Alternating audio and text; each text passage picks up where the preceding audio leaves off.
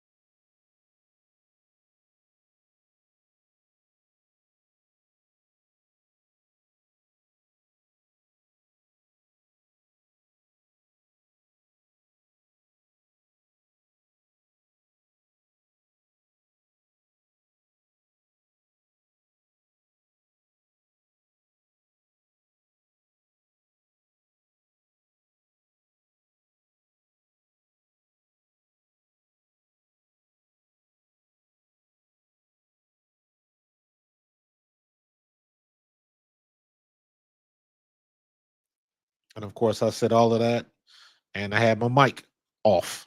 But so we're gonna address the DIjonai Carrington situation. Um, I knew something was gonna pop off as soon as I saw that video, and it makes it even worse because she had a decent game, but in my opinion, things like that are going to continue to escalate. Where when you're putting stuff on social media, you inviting folks into your business, and she ain't got no problem putting her business out there.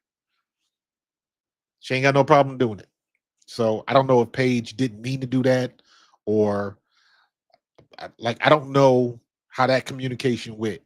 But all I know is from the video I saw, she was in the pool. It seemed like it was late, and she looked like she could have been inebriated. She looked like she had some drinks in her, or whatever.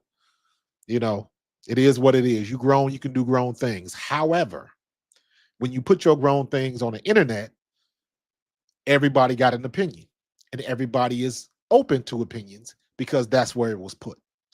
Now, if you want to come down on Paige Beckers because she put your business out there, I don't know if you approved it or didn't approve it. I don't know. That's a conversation she got to have with Paige Beckers. I don't know. But yeah, that was not a good look. That was not a good look. And let me be honest with you, it ain't got nothing to do with her being, you know, a little bit tipsy in a pool. The bad look is you got a rookie. You got a rookie telling you should know better. That's where that comes into play. You got a rook telling you y'all need to go to bed. And Alyssa Smith chiming in, P5, tell us we got to go to bed. Y'all know what time it is. Y'all know it was late. Y'all know what the situation is. Anybody who has ever been on a team, a very competitive team, if you've been in college, hell, if you've even been in the pros, even in the pros, they gave us a bed check. In the pros, we grown men. Some of them making 6 and 7 figures a year. And they got a bed check? Absolutely. Absolutely. Because you can't have your best players up until 3, 4 in the morning doing dumb shit. That hurts the organization. There are people that can stay out of trouble, and there are people that can keep out of trouble. And what that means is you got people, I think I said that wrong. There are people who are always in trouble, and then there's people that you can keep out of trouble. And what I mean by that is everybody on every team, I don't care what sport, if it is a team sport, if you have to travel, AAU teams, football teams, baseball teams, basketball teams, hockey teams. If you are a team on a team sport where you have to go out and then you got time to yourself, there is always the guys or the girls that you got to watch. There's always a set of guys that are always sneaking out of curfew, always trying to bring girls to the room, always trying to do this, trying to do that. What's up, Ghostface? Um, there's always that element there where you always know the guys that's going to go out to party. You always know the girls that's going to always invite some guys back to the room, or they trying to sneak drinks in. You got them on. It doesn't matter if you men or women. It's all equal. It's not even about it's not even about having bad apples. It's about having people on your team that are mature. So you know the guys on your team that can keep people in check. I told this story the other day. My rookie year with the Eagles, Eric Allen, the Hall of Famer, Eric Allen. Eric Allen used to bring 3 Tyco race car tracks in one big old box. So we were at Westchester University. We set up this, we took the meeting room on every floor. Every floor had a big meeting room, right? Like a common area. We took over that common area, moved the tables and chairs to the side, and we laid down this ginormous, had to be a 50, 60-foot track. It was huge. It was 3 boxes of tracks rolled up into one. And that weekend, the first weekend of camp, we all went to the Westchester Mall. At that time, there was a guy that had like a little hobby shop kiosk where you could buy those cars at the mall. Everybody went up there and bought cars. This guy made a killing that weekend because we all went up there. We was leaving with 3, 4, and 5 cars, right? And what we did was we stayed in that room till like 2, 3 in the morning racing cars. But what it did was it kept everybody together. It kept them from going out, kept them from going to the bars and just getting in trouble. Stay in the dorm. Even if you up late, you in the dorm. And that was the key. Don't go nowhere. Stay here. So Eric Allen was the vet, and just being in the room, there were other vets, and being rookies, you want to hang with those vets because you want to be a part of the team. And where are they hanging out? In the dorm. Now, there was some that would go out to the bars and come to practice shit-faced the next day and sweating out alcohol and stuff like that. And they were easy to tell. They were easy to call out who did that. And I'm saying all of this because I'm now, is DIjonai being exposed? Is she the bad apple? You a 5th-year vet. And you in the pool apparently drunk on a game night, pre-game night. You a vet.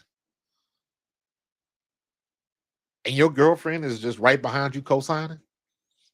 Not a good look, especially.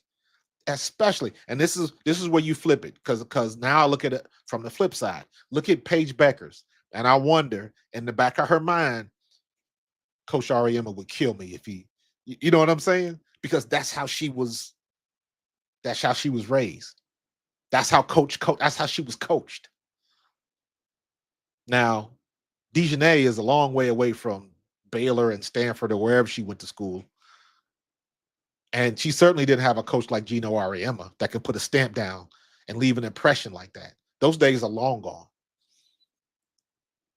But when a rookie comes in, it's got to tell like, hey, y'all need to go to bed. And you can tell, everybody's been in that situation. You want to say something, but you can't say something. So you kind of say it half-heartedly, in jest, jokingly, because at the end of the day, these are grown women. That you can do what you want to do. But guess what? You fuck around and find out. The ego level in the WNBA, and for that part, for the NBA and all professional sports, the ego now combined with social media is off the charts. Off the charts. People are saying shit that they wouldn't say 10, 15 years ago because it was just a different era, and you thought about the respect that you had for your elders, for your coach, for your parents, and stuff like now. Now school's out. That shit is out the door. You can even look at uh, some of these travel teams and stuff like that, and you got 10 and 11-year-old kids crossing folks over, hitting a jump shot, and posing, dancing, and talking smack in people's faces and fighting and all of that kind of stuff because they see the older kids do it. And the older kids see what they do in college. And the college kids saw what they did in the pros. And it's a filter down effect. And the bullshit is running downhill. This is what you get. DIjonai is not exempt. DIjonai is not the only one that does stuff like this. So I don't want to seem like I'm piling in on her, like she's the only one that does. That is not the case. But in this particular situation, we're talking about her situation. And it spilled over in the game because her and Satou Sabally must have been talking shit to each other. Yapping. And that's part of the game. And then Phoenix gets the best of them. And then it gets worse because when you got stuff like this going on and you losing, nah, you can't give any you nah, not when you losing. Not when you losing. The leash is short when you losing. If you running off a win streak, okay, you want to let loose a little bit, but when you losing, nah, you can't have no rook check you at the hotel. That's not a good look. That's not a good look. Hey, Dallas wanted them together. Sometimes being together, and I don't understand why the WNBA doesn't understand this point. It is not necessarily a good thing when you have players and their girlfriends together on the same team. I've seen guys quit because they wanted to go spend the weekend with their girl. Or I've seen guys get cut because they tried to hook up with some chick on the plane or in the, in the away city, and we had things, and they ended up showing up late to a meeting and missing curfew, and they eventually got cut because they wanted to hang out and do all the other stuff. Couldn't concentrate on business. I've seen guys get cut like that. It's not always a good thing when you and your partner are in the same situation, especially if you got two people that are not about business. And I haven't seen anything from DIjonai nor Nalissa that would make me think otherwise. Now, Nalissa, I haven't seen anything crazy. She's had a couple of things on social media, but nothing crazy. DIjonai, and for the most part, DIjonai hasn't either. You just know that she talks a lot. And she's had some questionable calls this year, but that's on the court. But when the off the court stuff filters to on the court problems, that is an issue. And if it's an issue, it's you. You the problem. And you losing? Not a good look. Not a good look. T Marble is at this point, it's not about getting respect because every team is gonna go through these things. Everything like Indiana was the whipping post for how many years? Kelsey Mitchell is one of the greatest college basketball players to come through in about 10, 20 years. And she was lamenting in Indiana for 4 or 5 years or whatever, winning 6 and 7 games a season. Nobody wants to go when you coming from a winning program like Ohio State. When Paige Beckers comes from winning national titles with Gino Auriemma at UConn, and now you got to be subjected to this because you used to the discipline, you used to the hard practices, you used to the harsh words because you know what it takes to get better, and then you surrounded by a bunch of people who don't want to do it. That's tough. That's one of the things that rookies got to deal with that they never talk about. They never talk about. They don't talk about, the culture that you got to change going into a new program. Caitlin Clark doing wonders in Indiana because nobody gave a shit about Indiana. Nobody. Then you get that one person there and it does a 180. You got to cultivate that culture, but you got to get the right person that's going to do the gardening. Indiana got it. Dallas might have it. But when you got those outside distractions, that's a problem. DIjonai Carrington is turning into a distraction. She's not quite there yet, but she's getting close. She got the flagrant fouls. She got the questionable dirty plays with scratching folks. And now you got off the court stuff that's bleeding to on the court results. That's going to spell out distraction very quickly. So the next time she has an issue or gets in a tussle in the game or starts mouthing off with somebody, everything's going to go back to this. Everything's going to go back to the pool scene. Guess what? You get what you get. Ain't no fun when the rabbit got the gun. And I don't understand why these players don't get the fact that you are representing your organization. And this kind of goes into, you asked for this notoriety for years. They shoved it down our throat, how good the WNBA is, how good the basketball players are, how good the game is. And I agree. I'm a fan. I agree. But having been on an NFL team and seeing how professionals carry themselves, you always got some people that coaches, don't hang out with that dude because he gonna get you here late and he gonna cost you money on every team. Now we know. You representing the Dallas Wings. They might not win, but they're a proud organization that's trying to get better. You got a franchise player. She just dropped 35, and we talking about DIjonai Carrington being drunk in the pool, fighting Satou Sabally. And let me be honest with you, I don't know if DIjonai want that fight. I'm just saying. They do things a little differently over in Germany. And she ain't scared. So she can talk that talk if you want to, but you see Satou Sabally wasn't running nowhere. You know it is very evident. It is very evident who's about that life. I use the example when Angel Reese flew off the handle and went after Caitlin Clark for that take foul, and she was all mad and everything. What did Caitlin Clark do? Immediately walked away. She ain't about that life. She ain't about throwing hands. But I said this before.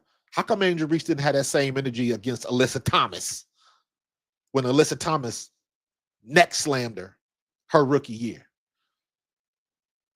And what did she do? I don't expect them to treat me nice. And okay, I get that. But that was a dirty play. And the stuff with Caitlin Clark wasn't. And then you barking up the wrong tree.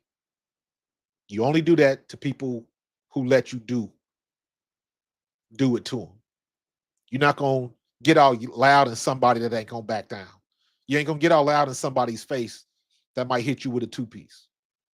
So you only do things like that to the people who let you get away with it, which is why she didn't do it to Alyssa Thomas, which is why she's probably not going to do it to a DIjonai or a Sophie or I'm sure it's a bunch of other ones, Natasha Cloud, and you know what I'm saying?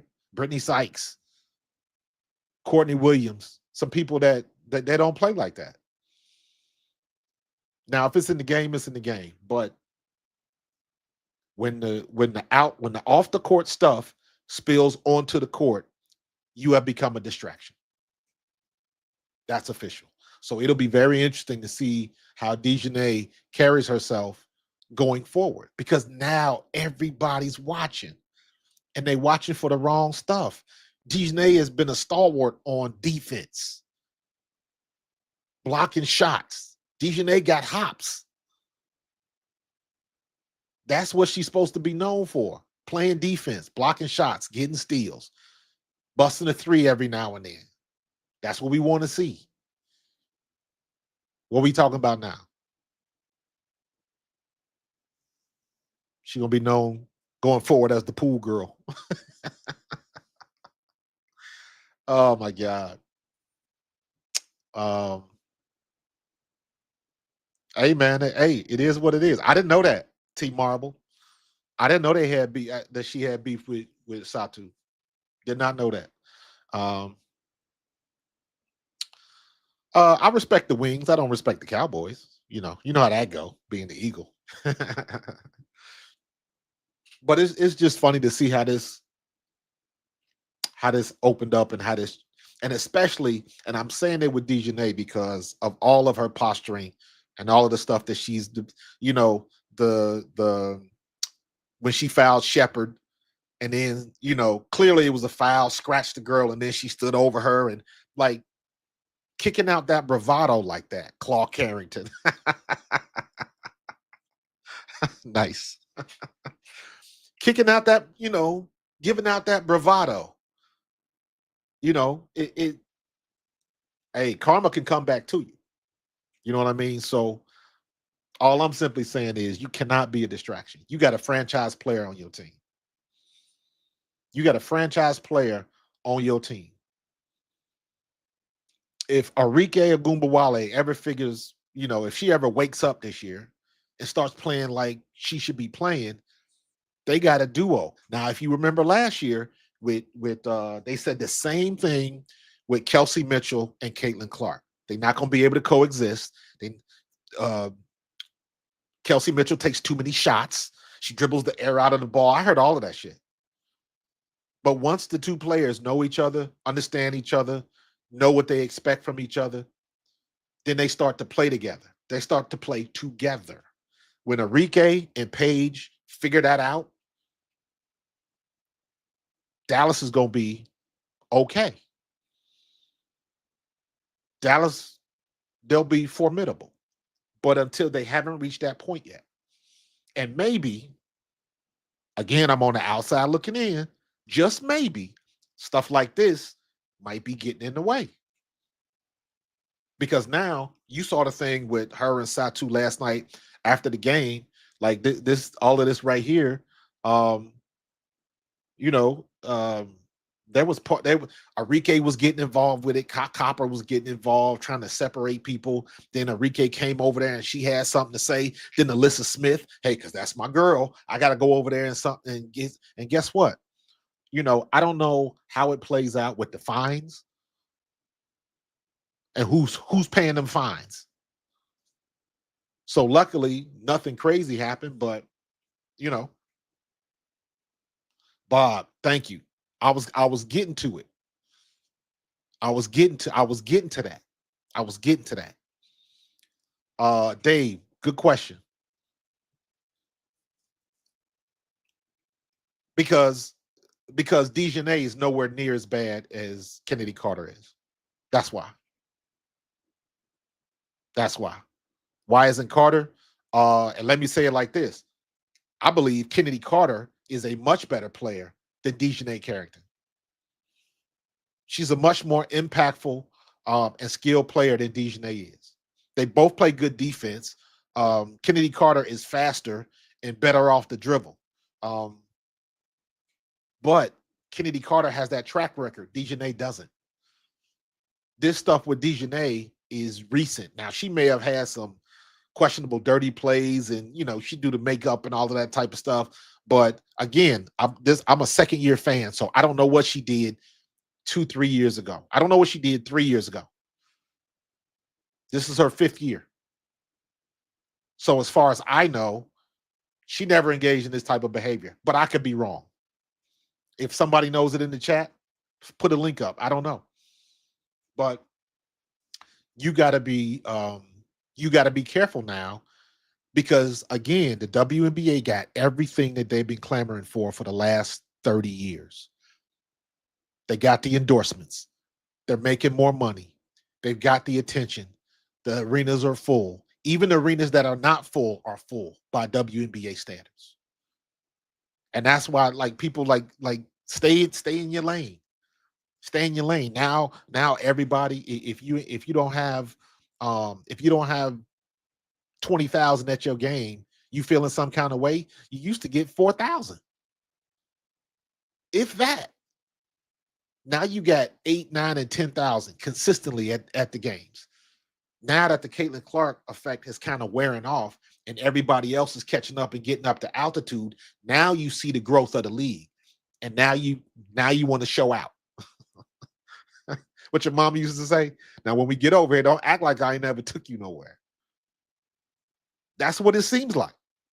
A lot of these players in the W don't know how to act now that they got this attention. They don't know what to do. They act like the average boy or girl in school that hits puberty, and now all of a sudden the guys and the girls is looking at them and they don't know how to act, because here your shoulders have gotten bigger, your boobs have gotten bigger, but the muscle in your brain is the same size, and they ain't figured it out yet. What's going on, 316? So this is, to me, this is very interesting. And again, the biggest part of this story is the fact that it was Paige Beckers that had to say something. It was Paige Beckers that had to say something. The rookie. Now look, she come over here. That's Satou right here, and she tried to sneak around the back and want to say something else. And everybody got in the middle of it like, nope, nope, nope, nope. And you see Satou wasn't running. You see Ka pushed her out the way. Ka Copper had to push Satou out the way. Satou wasn't running. But why? Why you even get to that? Because it all goes back to whatever they were saying on the court. And then at the end of the day, Satou was like, you need to stop drinking. And everybody saw it. That's on camera, is viral. So what do you think they're going to do? How long? Now, this was on TikTok. I'm curious. I haven't checked if Paige Beckers took that video down.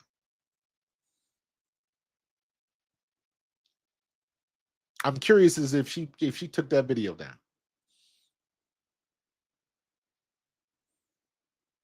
And here's the thing that killed me, right? Now I got excerpts. This is from the video I just did, right? That right there. That right there. You are on the court. You're not walking in the streets. This ain't paparazzi. You got people on the court doing their job. They don't have a microphone in front of your face. Just walk off. But the minute you do that, you provoking them. That's media 101. You are on the court. What happens if somebody comes up to you and wants to give you a post-game interview? What happens? You gonna give them the stiff arm? Talk to the hand? Not a good look. Not a good look. And a fifth-year vet should know better. Should know better. Yeah, Dave. You must have missed when I said that, man. Not a good mix. Not a good mix. And guess what? That's something. Now, let me be honest with you. That's something that's new to me. Because I'm not, you don't see that in men's sports. This is a new thing that has been revealed in women's sports, because you have a lot more of lesbian players in the W. So that is a real thing. Alyssa Thomas and DeWanna Bonner and all of that. So that's the real thing. A lot of people, when I watched the game, that's what I thought last year when Alyssa Thomas slammed Angel Reese, was because Angel Reese was giving DeWanna Bonner the business. And Alyssa Thomas was like, nope. And I find it funny that Alyssa Thomas is playing peacemaker in this situation. That's funny. But this ain't a good look. You on the court. Do your job. Do your job. But now the egos are starting to get involved.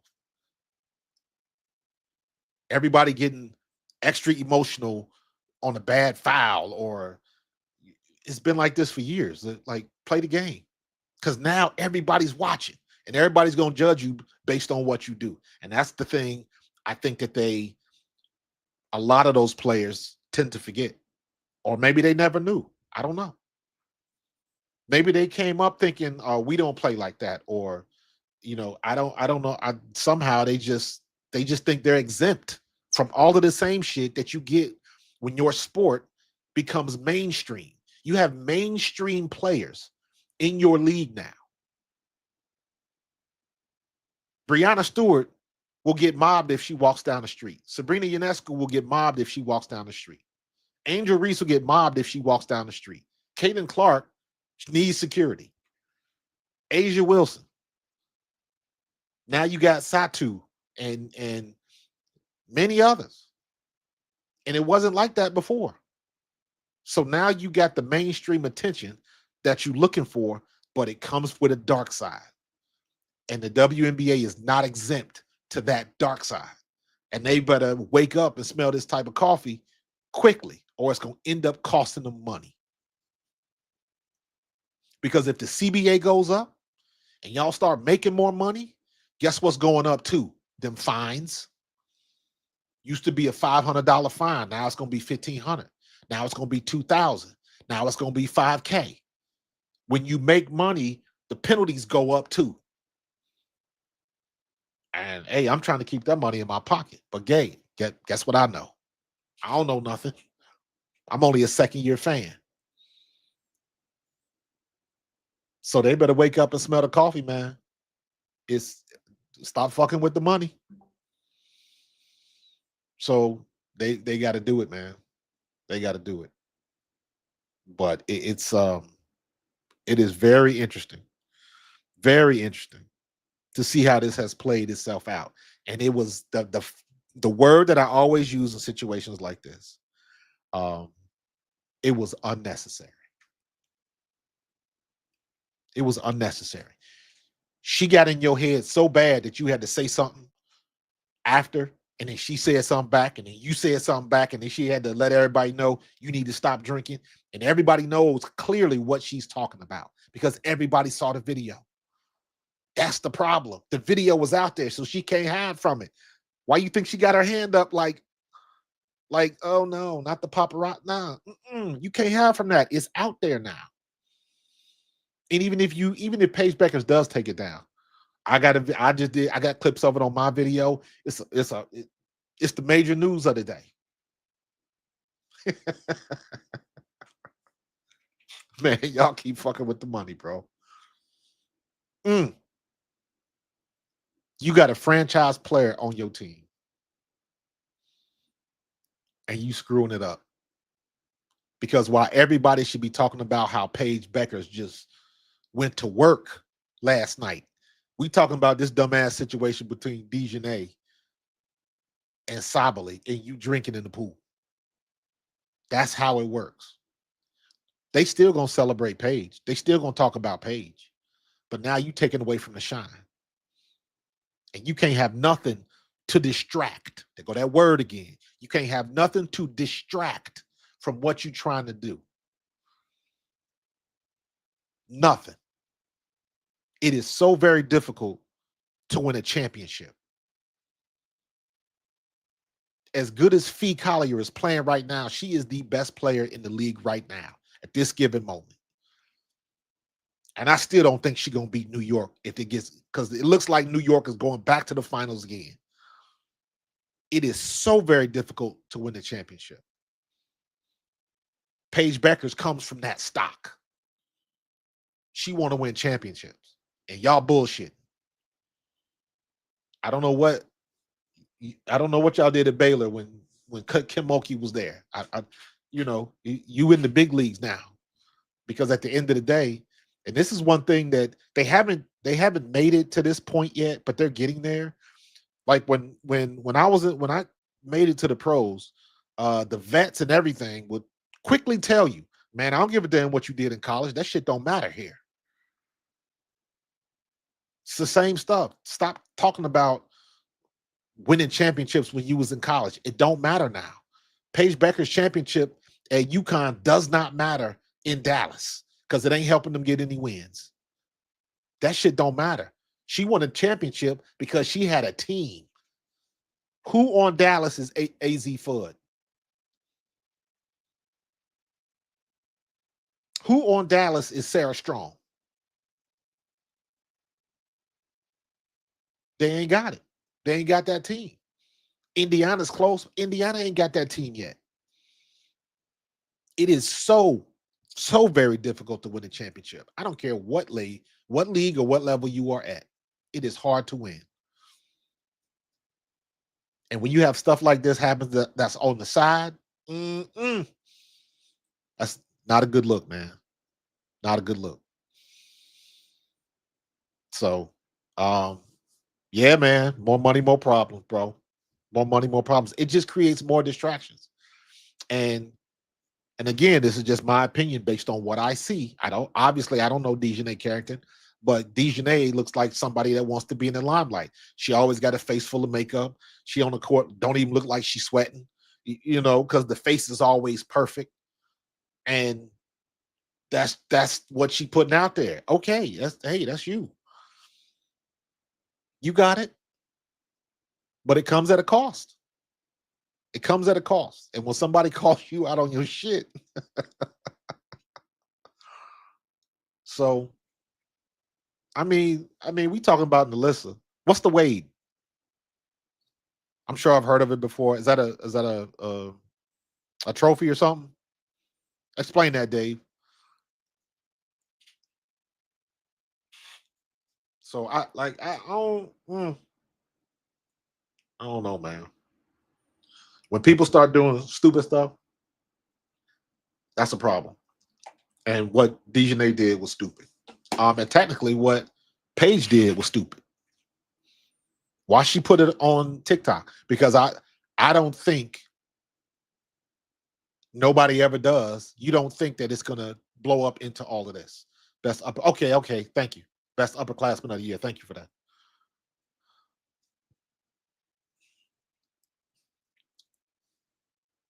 So was Nalissa at Baylor when Kim Mulkey was there? Or had Kim Mulkey already gone to LSU? But it at the end of the day, the point is when she won that award, when Nalissa won that award, or when Paige won the championship, when Caitlin Clark made it to the finals, they had good coaching. And to be a good coach, you have to have kids that want to listen. Kids will challenge you. And that's part of being a coach, that you can break through and get some of those kids to listen to what you got to say. Look at the situation with Mylasia Fulwiley. Dawn Staley couldn't be a better coach. And then Mylasia wants to leave. Like, you're not thinking this thing through. You went undefeated and won a title. Went back to the finals, missing a big and one of your best players in Ashlyn Watkins. And you still went back to the finals. And you just came up against the buzzsaw that was UConn. And you want to leave because coach ain't letting me do my thing. Let's be real with it. Coach ain't letting me do my thing. What the hell you think Kim Mulkey gonna do? You think Kim Mulkey wants you going down there screwing up her offense? Kim Mulkey got expectations too. And if you do the same shit with Kim Mulkey that you did with Dawn Staley, you're going to be picking spinners again. Coaching matters. And when you get to this level, it's all about the X's and O's. Coaches don't have to discipline when you're at the pro level. They find you and they keep it moving. And if you keep the same behavior up, they'll cut you. A la Kennedy Carter. A la Liz Cambridge.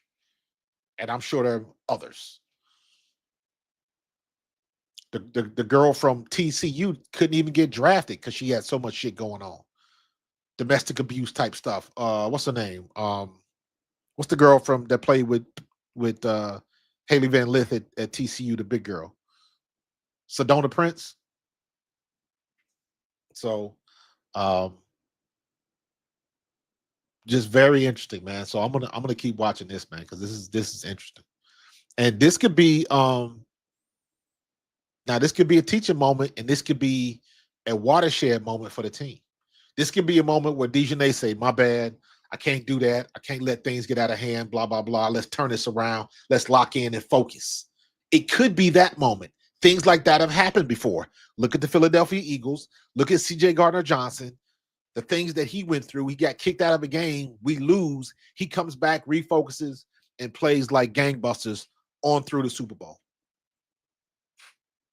It could be a watershed moment where you can really get your team to do a 180, but everybody got to buy in. And when you see stuff like that, everybody ain't buying in because clearly DiJonai is me first. Me first. The team is, I'm here for the team, but I got to get my likes in first. Got to get the likes. So it's very interesting situation. And she's a veteran. What do you do when your veterans are failing you? That's a problem. And you got to lean on your rook. Paige Beckers better get in that weight room because them shoulders going to have to be strong down there. Enrique's struggling, so it's all on you. Somebody got to score. What's going to happen when you off? Because you're going to have an off night again. Who going to pick up the slack?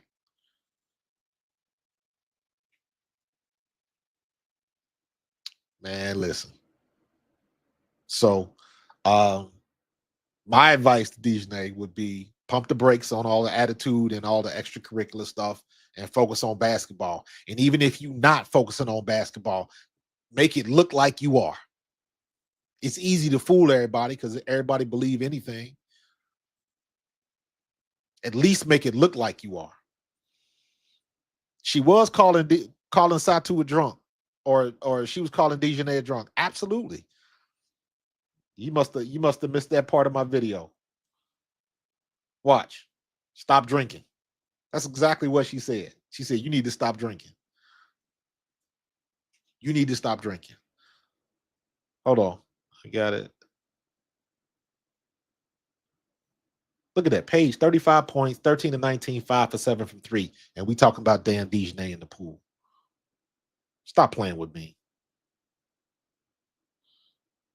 Hold on. I wanna show. See if I can show that.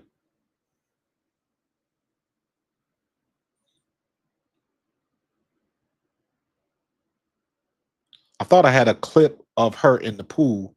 I can't find it. I'm trying to scrub through, but I can't find it. So, but it's all good, man. Listen, I got to get up out of here, man. This was a tight conversation. Make sure y'all tune in tonight on Pro Fan Talk tonight, 8 p.m. I got my man Dom Curry, used to play for the Panthers, used to play for the Rams. He's coming on tonight. So make sure you come back and tune in and jump in the chat, man, because we'll have a chance to talk. Y'all know how I do. Like to have a conversation, not a monologue, man. So yeah, that's Paige's best game so far, for sure. For sure. She and I say that in my video. She's been good, not great. Last night she was great. Last night she was great. So hopefully, and again, she had that type of night, and we screwing around with freaking DiJonai in the pool, trying to fight Sabally. That's what we talking about when we should be talking about Paige Beckers, man. Distraction. That girl is a distraction, man. I'm gonna get up out of here tonight, man. I'm gonna get up out of here. Come back tonight, 8 p.m. Dom Curry is my guest. We're gonna have a good time. We're gonna have a good conversation. So all my Eagles fans, come back. And we're gonna keep this thing going, man. Y'all get back to work. Go wash your hands, finish your sandwich, do what you gotta do, and enjoy the rest of y'all day. And I will see y'all tonight. Peace. Go Birds.